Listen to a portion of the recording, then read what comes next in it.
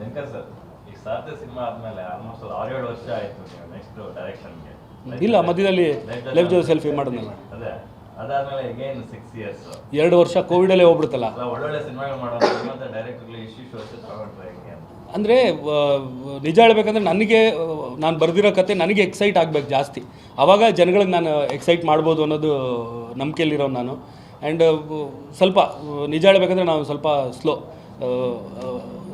One job at a time ಮಾಡೋ, ನನಗೆ ಎರಡೆರಡು ಒಟ್ಟಿಗೆ ಮಾಡೋಕ್ಕಾಗಲ್ಲ. ಸಾರಥಿ ಆದಮೇಲೆ ಬುಲ್ಬುಲ್ ಪ್ರೊಡಕ್ಷನ್ನು, ಮದುವೆ ಮಮತೆ ಪ್ರೊಡಕ್ಷನ್ ಎಲ್ಲ ಮಾಡ್ಬೇಕಾದ್ರೆ ಡೈರೆಕ್ಷನ್ ಬಗ್ಗೆ ನಾನು ಯೋಚನೆ ಮಾಡೋಕ್ಕಾಗ್ತಾ ಇರಲಿಲ್ಲ. ಅದರಿಂದ ಒಂದು ಸ್ವಲ್ಪ ಗ್ಯಾಪ್ ಆಗಿತ್ತು ಹೊರತು ಸಿನಿಮಾನ ತುಂಬ ಟೈಮ್ ತೊಗೊಂಡು ಮಾಡಿದ್ರೆ ತುಂಬ ಅದ್ಭುತವಾದ ಮಾಡಿದ್ದೀನಿ ಅನ್ನೋ ಫೀಲ್ ಕೊಡೋದೇನಲ್ಲ. ಸೊ ಟೈಮ್ ತೊಗೊಂಡು ನೀಟಾಗಿ ನನಗೆ ಕನ್ವಿನ್ಸ್ ಆಗಬೇಕೆಲ್ಲ ಫಸ್ಟು. ನೀವು ಆ್ಯಕ್ಟಿಂಗ್ ಕಡೆ ಫೋಕಸ್ ಮಾಡ್ತಿದ್ರೇನೋ ಅನ್ಕೊಂಡ್ಬಿಟ್ಟು. ಇಲ್ಲ, ಅದೆಲ್ಲನೂ ಪಾಪ ಅವ್ರಗಳ ಪ್ರೀತಿ ನನ್ನ ಕೈಲಿ. ಅದೇ ಒಂದು ದೊಡ್ಡ ಪ್ಲಸ್ ಏನಂದರೆ ನಾವು ಅಪ್ಪನ ಥರ ನಾನು ಕಾಣೋದ್ರಿಂದ, ಸೊ ಅವ್ರನ್ನ ಜ್ಞಾಪಿಸ್ಕೋಬೇಕು ಅಂತೆಲ್ಲ ಪೀರಿಯಡ್ ಫಿಲ್ಮ್ಗಳಿಗೆ ನಾನು ಹಾಕ್ಕೊಂಡ್ರು. ಈಗ ಪ್ರೆಸೆಂಟ್ ಬರೋ ಸಿನಿಮಾಗೆ ಯಾರು ಕೇಳಲ್ಲ ನನ್ನ. ಜಯಣ್ಣ ಅವರಾದ್ರೆ ಒಂದು ಸಿನಿಮಾನ ರೀಚ್ ಮಾಡೋದ್ರಲ್ಲಿ ಅವ್ರದೇ ಆದಂಥ ಒಂದು ಸ್ಟ್ರಾಟಜಿ ಇರ್ತದೆ. ಈ ಸಿನಿಮಾದ ಒಂದು ಪ್ರಮೋಷನ್ ಆಕ್ಟಿವಿಟೀಸ್, ಪ್ರಚಾರನ ಯಾವ ರೀತಿ ಪ್ಲಾನ್ ಮಾಡ್ಕೊಂಡಿದ್ದೀರಾ? ನಿಜ ಹೇಳಬೇಕಂದ್ರೆ ಪ್ರಚಾರದ ಬಗ್ಗೆ ನಾನು ಜಾಸ್ತಿ ತಲೆ ಕೆಡಿಸ್ಕೊಂಡಿಲ್ಲ. ಯಾಕಂದರೆ one of the best distributor, ಅಂದರೆ ನಂಬರ್ 1 ಡಿಸ್ಟ್ರಿಬ್ಯೂಟರ್ ಕನ್ನಡ ಇಂಡಸ್ಟ್ರಿಗೆ. ಸೊ ಅವ್ರಿಗೆ ಗೊತ್ತು ಜನಗಳಿಗೆ ಹೆಂಗೆ ಈ ಸಿನಿಮಾನ ತಲುಪಿಸ್ಬೇಕು, ಹೆಂಗೆ ಅದನ್ನ ಪುಷ್ ಮಾಡಬೇಕು ಅನ್ನೋದು.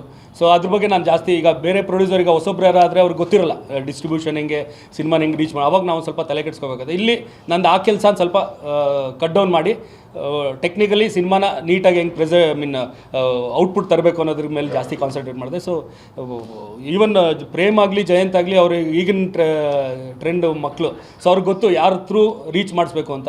ಆ್ಯಂಡ್ ನಮಗೆ ಕಾ ಪಿಕ್ಚರ್ಸ್ ಪ್ರವೀಣ್ ಅವರು ತುಂಬ ಇನ್ಪುಟ್ಸ್ ಕೊಟ್ಟಿದ್ದಾರೆ. ಸೊ ಅವ್ರದ್ದು ಹೆಲ್ಪ್ ತೊಗೊಂಡು ರೀಚ್ ಮಾಡಿಸ್ತಾ ಇದ್ದೀವಿ. ಒಂದಷ್ಟು ಅಡೆತಡೆಗಳ ನಡುವೆ ಒಂದು ಒಳ್ಳೆ ಗುಡ್ ಸೈನ್ ಅನ್ಬೋದು. ಅಣ್ಣ ತಮ್ಮದಿರ ಮಧ್ಯೆ ಒಗ್ಗೂಡಿಸಿದ್ರೆ ತುಂಬ ಖುಷಿಯ ವಿಚಾರ. ಈ ಸಿನಿಮಾಗೆ ಏನಾದರೂ ತಮ್ಮನ ಚಿತ್ರಕ್ಕೆ ಅಣ್ಣನ ಸಾಥ್ ಸಿಗ್ಬೋದಾ ಅಂತ? ಸರ್, ಅಣ್ಣ ತಮ್ಮ ಬೇರೆ ಆಗಿದ್ರು ಅಂತ ಯಾರು ಹೇಳಿದ್ರು ನಿಮಗೆ? ಈಗ ಒಂದು ಫ್ಯಾಮಿಲಿ ಅಂದಾಗ ಸಣ್ಣ ಪುಟ್ಟ ಮಾತುಗಳು ಬಂದೋಗಿ ಗಂಡ ಹೆಂಡ್ತಿರ ಮಧ್ಯೆ ನಡೆಯುತ್ತೆ, ಅಪ್ಪ ಮಗನ ಮಧ್ಯೆ ನಡೆಯುತ್ತೆ. ಸೊ ಆ ಥರ ಇರುತ್ತೆ. ಒಂದು ಈಗ ದರ್ಶನ್ ಎಲ್ಲೋ ಪಬ್ಲಿಕ್ ಅಪಿಯರೆನ್ಸ್ಗೆ ಹೋದಾಗ ನಾನು ಜೊತೆಲಿ ಹೋದರೆ ಮಾತ್ರ ನಿಮ್ಗೆ ಗೊತ್ತಾಗುತ್ತೆ. ಮನೇಲಿದ್ದಾಗ ದರ್ಶನ್ ಜೊತೆ ನಾನಿದ್ದೆ ಅಂದರೆ ನಿಮಗೆಲ್ಲಿ ಗೊತ್ತಾಗುತ್ತೆ. ಸೊ ನೀವು ನೋಡೋಕ್ಕಾಗಲ್ಲ. ಸೊ ಏನು ದೂರ ಆಗಿರೋ ವಿಚಾರಗಳು ಇಲ್ಲವೇ ಇಲ್ಲ ಸರ್. ಅದು ಅದೇ ಒಂದು ಮಧ್ಯದಲ್ಲಿ ಒಂದು ತಿಂಗಳು 1.5 ತಿಂಗಳು ಸ್ವಲ್ಪ ಏನೋ ಮಾತಾಗಿದಾಗ ಮಾತಾಡಿರಲ್ಲ ಅಷ್ಟೇ. ಬಟ್ ಟಚ್ಚಲ್ಲಿ ಇದ್ದೇ ಇರ್ತೀವಿ. ಫೋನಲ್ಲಿ ಮಾತಾಡೋದಾಗಲಿ, ನಮ್ಮ ಅತ್ತಿಗೆ ಜೊತೆ ಇದ್ದೇ ಇರುತ್ತೆ. ಅದು ಕೊಟ್ಟರೆ ತುಂಬ ಖುಷಿ ಪಡ್ತೀನಿ. ಗೊತ್ತಿಲ್ಲ, ನಾನೇನು ಮಾತಾಡಿಲ್ಲ ಇದ್ರ ಬಗ್ಗೆ. ಯಾಕಂದರೆ ಬೇರೆ ಬೇರೆ ಟೆನ್ಷನ್ಸ್ ಇದ್ದಿದ್ದರಿಂದ ನಾನು ಇದ್ರ ಬಗ್ಗೆ ಏನೂ ಮಾತಾಡಿಲ್ಲ. ಸೊ ಗೊತ್ತಿಲ್ಲ, ಮುಂದಕ್ಕೆ ಕೇಳ್ಬೋದೇನೋ, ನಾನು ಅವರು ಅಂದ್ಬಿಟ್ಟು ಮಾಡ್ಬೋದೇನೋ, ಗೊತ್ತಿಲ್ಲ. ಏನು ಬೇಕಾದ್ರೆ ಆಗ್ಬೋದು. ಈಗ ಹೇಗಿದೆ ಸರ್ ಹೆಲ್ತ್? ಅದೇ ಬೆನ್ನು ನೋವು ಇದೆ, ಟ್ರೀಟ್ಮೆಂಟ್ ತೊಗೋಬೇಕು ಅಂತ ಹೇಳಿದರೆ. ಆ್ಯಂಡ್ ಮೇನ್ ಉದ್ದೇಶ ಮೈಸೂರಿಗೆ ಹೋಗಿದ್ದೇನು ಅಂದರೆ ಅಜಯ್ ಹೆಗಡೆ ಡಾಕ್ಟ್ರು ದರ್ಶನ್ಗೆ 2 ಕೈದೂ ಆಪ್ರೇಷನ್ ಅವರೇ ಮಾಡಿದ್ದು. ಇದು ಆಕ್ಸಿಡೆಂಟ್ ಆದಾಗ, ಶೂಟಿಂಗ್ ಟೈಮಲ್ಲಿ ಬಿದ್ದಾಗ. ಸೊ ಅವ್ರ ಮೇಲೇ ದರ್ಶನ್ ಅಂದರೆ ಅವ್ರೊಂಥರ ಫ್ಯಾಮಿಲಿ ಡಾಕ್ಟ್ರು. ದರ್ಶನ್ದು ಫುಲ್ಲು ತಲೆಯಿಂದ ಕಾಲವರೆಗೂ ಏನೇನು ಪ್ರಾಬ್ಲಮ್ಸ್ ಇದೆ ಅನ್ನೋದು ಅವ್ರಿಗೆ ಚೆನ್ನಾಗಿ ಗೊತ್ತು. ಸೊ ಅವ್ರ ಥ್ರೂನೇ ಇದು ಮೊನ್ನೆ ಎಲ್ಲ ತಿರ್ಗಾ ಹೋದಾಗೆಲ್ಲನೂ ಕಂಪ್ಲೀಟ್ ಟೆಸ್ಟಿಂಗ್ ಇನ್ನೊಂದು ಮಾಡಿದ್ದಾರೆ. ಸೊ ಅವ್ರು ತೊಗೋತಾರೆ ಡಿಸಿಷನ್ ಏನೇನು ಮಾಡಬೇಕು. ಮತ್ತು ಈಗ ಡೈಲಿ ಫಿಸಿಯೋಥೆರಪಿ ನಡೀತಾ ಇದೆ. ತುಂಬ ನೋವಿದೆ ಅವ್ರಿಗೆ. ಕಂಪ್ಲೀಟ್ ನಾರ್ಮಲಾಗೆ ನಡೆಯೋ ಥರ ಆಗೋವರೆಗೂ ಟ್ರೀಟ್ಮೆಂಟ್ ನಡಿಬೇಕು. ಆ ಟೈಮಲ್ಲಿ ನೀವು ಒಂದು ಕಡೆ ಸಿನಿಮಾ ಕಂಪ್ಲೀಟ್ ಮಾಡೋದಿತ್ತು, ಮತ್ತೊಂದು ಕಡೆ ಫ್ಯಾಮಿಲಿನ ನಿಭಾಯಿಸಬೇಕಿತ್ತು. ಅದನ್ನೆಲ್ಲ ಹೇಗೆ ನಿಭಾಯಿಸಿದೆ? ಲಕ್ಕಿಲಿ ಶೂಟಿಂಗ್ ಮುಗಿದೋಗಿತ್ತು ನನಗೆ ಇನ್ಸಿಡೆಂಟ್ ನಡೆಯೋ ಟೈಮಲ್ಲಿ. ಆ್ಯಂಡ್ ಅದಾದಮೇಲಿಂದ ಮಿಕ್ಕಿದೆಲ್ಲನೂ ಮ್ಯಾನೇಜ್ ಮಾಡೋಕ್ಕೆ ನಮ್ಮ ಟೀಮು, ಈವನ್ ವಿರಾಟು ಎಷ್ಟೊಂದು ಸಪೋರ್ಟ್ ಮಾಡಿದ್ರು ನಮಗೆ. ನಮ್ಮ producer executive producer Premu, Jayanth ಅವರೂ ನಂದು ಕೆಲಸನ ಸ್ವಲ್ಪ ಅವರು ತೊಗೊಂಡು ಎಲ್ಲ ಮಾಡಿದ್ದಾರೆ. ಅಂದರೆ ಎಲ್ಲ ಅವರು ನನಗೇನೇನು ಬೇಕಂತ ಅವ್ರಿಗೆ ಹೇಳ್ತಾ ಇದ್ದೆ, ಅವರೆಲ್ಲ ಮಾಡಿರೋ. ನಾನು ಹೋಗಿ ಫೈನಲ್ ಚೆಕ್ಕು, ಅದರಲ್ಲಿ ಏನೇನು ಕರೆಕ್ಷನ್ಸ್ ನನಗೆ ಹೆಂಗೆ ಬೇಕು ಹಂಗಿದೆಯಾ, ಇಲ್ಲ ಏನಾರ ಕರೆಕ್ಷನ್ಸ್ ಬೇಕಾ, ಅವೆಲ್ಲ ನಾನು ಮಾಡಿಸ್ಕೊತಾ ಇದ್ದೆ. ಸೋಷಿಯಲ್ ಮೀಡಿಯಾದಲ್ಲಿ ಒಂದು ಚರ್ಚೆ ಆಗ್ತಾ ಇದೆ. ದಿನಕರ್ ಸರ್ ಮತ್ತೆ ದರ್ಶನ್ ಸರ್ಗೆ ಒಂದು ಸಿನಿಮಾ ಡೈರೆಕ್ಷನ್ ಮಾಡ್ತಾರೆ. ಜಯಣ್ಣ ಅವರ ಪ್ರೊಡಕ್ಷನ್ ಎಲ್ಲ ಸಿನಿಮಾ ಬರುತ್ತೆ ಅನ್ನುವಂಥದ್ದು ಒಂದಷ್ಟು ಚರ್ಚೆಗಳು ಆಗ್ತಿದೆ. ಇಲ್ಲ, ಪ್ರೊಡಕ್ಷನ್ ಬಗ್ಗೆ ಅಲ್ಲಲ್ಲ, ಪ್ರೊಡಕ್ಷನ್ ಬಗ್ಗೆ ಇನ್ನೂ ಆಲೋಚನೆ ಮಾಡಿಲ್ಲ. ಯಾಕಂದರೆ ದರ್ಶನ್ ಜೊತೆ ಸಿನಿಮಾ ಮಾಡೋದಂತೂ ಕನ್ಫರ್ಮು. 2026 ಮೋಸ್ಟ್ಲಿ ಆಗ್ಬೋದು. ಯಾಕಂದರೆ ಈಗ ಇನ್ನೂ 2 ದರ್ಶನ್ ಸಿನಿಮಾಗಳಿದೆ, ಅದೆರಡು ಮುಗಿದ ಮೇಲೆ ಮಾಡ್ಬೋದು. ಆ್ಯಂಡ್ ಪ್ರೊಡ್ಯೂಸರ್ ದರ್ಶನ್ ಹತ್ರ ತುಂಬ ದೊಡ್ಡ ಲಿಸ್ಟ್ ಇದೆ, ಅದರಲ್ಲಿ ಯಾವ್ದಾರು ಒಬ್ಬರು ಆಗ್ತದೆ. ಇದು ಗೋವಾ, ಮಂಗಳೂರು, ಬ್ಯಾಂಗ್ಳೂರು, ಮೈಸೂರು ಎಲ್ಲ ಶೂಟಿಂಗ್ ಮಾಡಿದ್ವಿ. ಅದೇ ಉಡುಪಿ ಮಂಗಳೂರು ಹಾಂ 5 ಸಾಂಗ್ ಇದೆ, ಈಗ 3 ಬಿಟ್ಟಿದ್ದೀವಿ, ಇನ್ನೂ 2 ಟ್ರಂಪ್ ಕಾರ್ಡ್ಗಳಿದೆ ನಮ್ಮ ಹತ್ರ.